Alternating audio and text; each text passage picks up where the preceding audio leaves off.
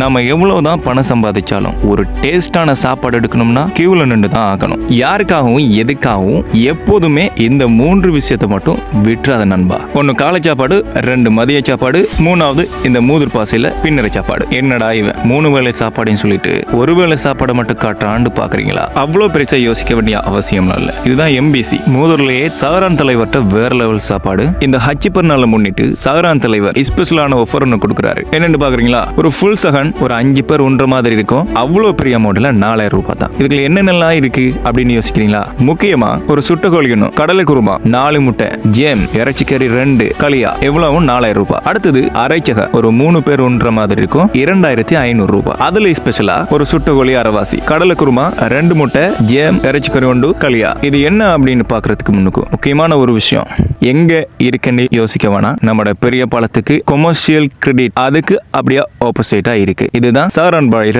நம்ம MBC சஹரான் பாயிர கடை. ஆனா உண்மையிலேயே இந்த ரொசான் பாயிர கைப்பக்குவமாண்டு தெரியல.